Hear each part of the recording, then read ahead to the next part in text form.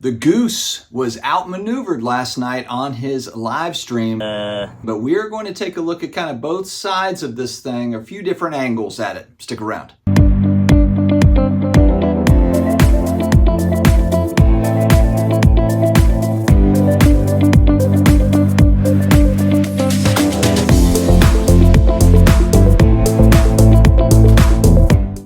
What's going on, Collectibles family? Hope everyone is having a great weekend so far. It's been a minute since I got a video up on this channel, my second channel. I apologize for that. But man, I watched a really entertaining live stream last night in the comic book community. Many also watched it as well, and so I'm reacting to that. And also wanted to just kind of dive into some of the intricacies, the things that I think that both sides were trying to get at, but it felt one-sided last night. So let's actually kind of set the stage here. We had Sticky Goose Comics, who has been on YouTube for 4 years or so, 3 or 4 years. I believe he got into collecting comic books in 2020, found his dad's collection and that sort of thing, and they both kind of bonded over it. He went through kind of a lot of like what a lot of us did, the speculation, 2020, 2021 type stuff, and then now has kind of moved more into collector zone where he's more or less just buying books that he wants to read and that sort of stuff. So that's Sticky Goose over here. Content too has switched probably over the last 12 months, I would say, to where he's more drama-ish, where it's kind of like talking smack on other YouTubers or talking about different funny things in the community, whether it's comic book shows or comic book shops or his,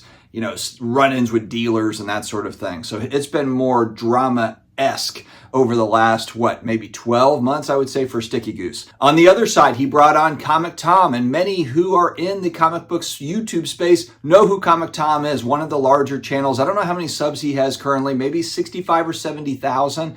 When I last looked, I'm not exactly sure, but Tom is pretty well known on YouTube for kind of doing the top 10 videos, what's trending, what's selling style videos. He doesn't do, from what I've seen, a lot of live streams or commentary or anything really outside of that. A couple of videos a week, I believe, where he's covering kind of what's trending, what's hot, etc. And so if we look at the thumbnail and the title for the way this thing has been set up, it's a versus. It's the goose versus the guy yelling, and the guy kind of looks like Comic Tom a little bit. And it's a Sticky Goose versus Comic Tom. So it is set up to be kind of a debate. It's supposed to be a debate. This isn't set up to me, when I look at it, to be an interview.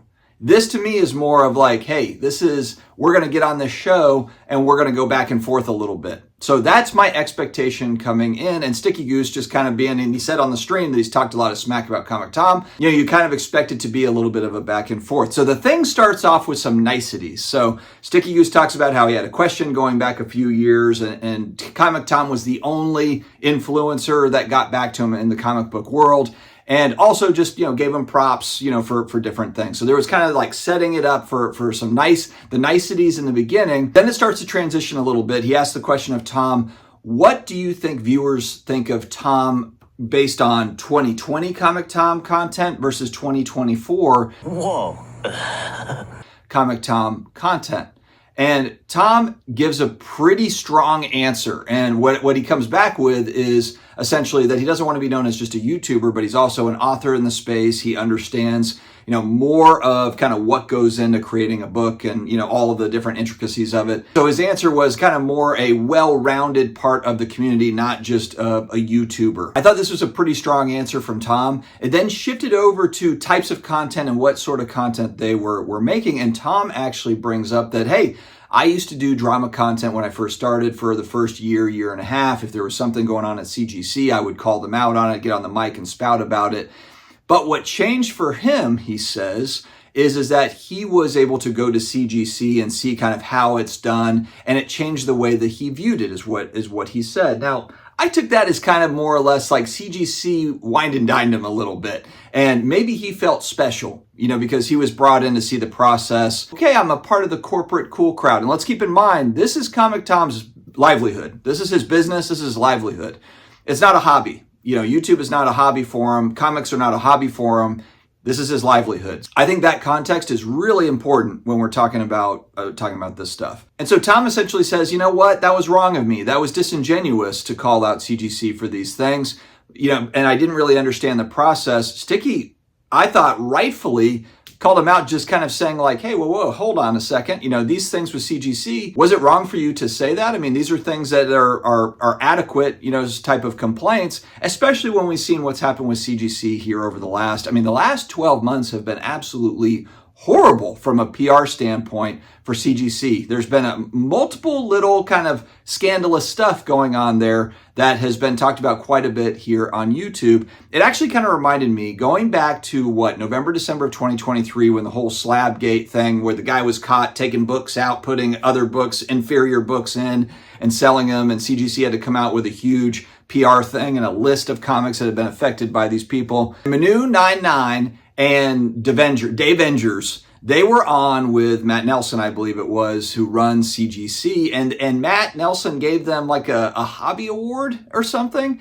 And when I saw that on the live stream, I was like, that's really cool, but it seemed a little bit off to me, that they got, and I understand like a hobby award, that's cool, but was it like something to kind of butter them up, like to get them kind of on CGC's side a little bit? And so when Tom was talking about CGC brought him in to see everything and probably went out to a nice dinner and all that sort of stuff, was that all it took, to kind of get Tom kind of on the bandwagon? I don't know if Tom has a business relationship with CGC. I don't know. I know that Tom, has his own books that he's selling. He's got mystery box type things, I believe. And then he's got YouTube. And he's a dealer. So he's got multiple streams of income. I think from a business standpoint, Tom is set up pretty well in the comic book world. He's got a pretty big presence. He's got a big community. He's got a lot of fans and followers. And then he's got multiple streams of income, and he's been doing it for a long time. Sticky was trying to kind of pin him down a little bit there, but throughout the whole stream, Tom was able to slip and slide and maneuver around. I mean, he has got so much energy. He was able to flip the conversation around in one really critical thing. And Sticky had mentioned this in the beginning of the stream, that Tom has a lot more live stream experience than Sticky does. Sticky does mainly these types of videos that are pre-recorded, and a live stream is totally different, where you're having to kind of maneuver between the guests and the chat. And that is where it really started to fall apart a little bit for Sticky, is he was, in my opinion, just too focused on the chat. When you've got somebody here that you're kind of debating with, that you are getting the business from, really, you have got to be completely focused on what you've got, kind of your points and the things that you want to get across. But it's very difficult to do because you'll have chat, that's saying all this different stuff and you're trying to kind of eyeball it. If you don't have a moderator, if you don't have someone or, someone that's watching the chat and kind of handling chat, in this case, it turned into an issue because Tom was able to control the chat. And once he kind of got control of the chat, like, hey, what do you guys think about this? And then Sticky was like, thrown off because he was trying to figure out what chat was saying, and it looked like it completely threw Sticky off here. Also, Tom acted like he didn't know who Sticky was or he was new to Sticky's content. I do not believe this at all. And the reason why I say that is because it's a small community. It's a small YouTube community. And if you've been a YouTuber as long as Tom has been, you're paying attention. You are paying attention to who else is in the space and who else is saying what and who else is growing quickly or not growing. And I know he's busy. I understand he's a dealer and he's traveling and he's doing all these different things. But if you're a YouTuber that's been on as long as Tom has, you are paying attention to other channels, especially when they are saying stuff about you. I made a few videos that were talking about the Comic Tom, kind of the top 10 stuff. And I was kind of making comparisons to where Tom's commentary has changed over time. If you go back a couple of years, and I gave examples of, in this video, his commentary was, yes, why is this so cheap? Why is this so cheap? And then now it's a lot more cautious and careful because we've gone through, prices have come down, and I was kind of showing those comparisons. And it wasn't Tom that commented on my video, but it was, I think, Ryan. It was kind of like the other guy that's talking it through. It's either the trending comics or the top 10. I'm not sure exactly which one it was. Maybe it was the trending stuff, but I was complimenting them on at least showing the census numbers moving up so that you could at least say, oh, okay, that's the supply side of this. We've got the prices and then we've got the supply. So while I was kind of saying like, oh, this commentary is a little funky and it's obviously changed for Tom, at least they're doing this, and he commented on it saying, hey, I'm glad that you noticed that we do throw in the supply numbers there. They're paying attention, they're watching. So I think that was another thing where Tom was trying to act like he's big and bad and trying to act like, he doesn't know who Sticky Goose is or hasn't seen any of his stuff.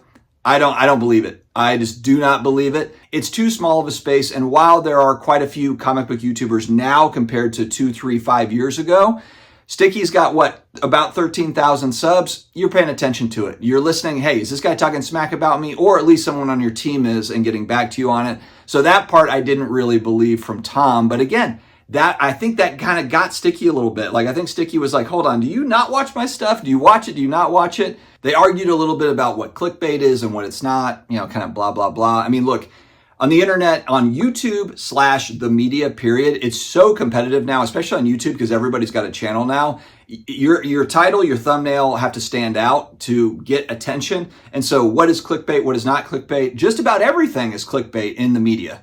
It's just the way that media works. It's just way, way, way too competitive. Now, where this conversation really devolved and where it really went south, where it started to kind of come off the rails a little bit, both sides were calling each other inauthentic. And that's one thing that Sticky does not like. And the reason why is because he's basically saying, hey, look, I'm getting up here and I'm telling you, like, I'm telling it like it is. I'm telling you exactly how I feel. Like it, don't like it. This is what it is I'm going to tell it exactly how I feel. Comic Tom was saying that is inauthentic. Essentially, that negative content is just for clicks. You're just putting it out there because that's what gets clicks. It's kind of like easy clicks.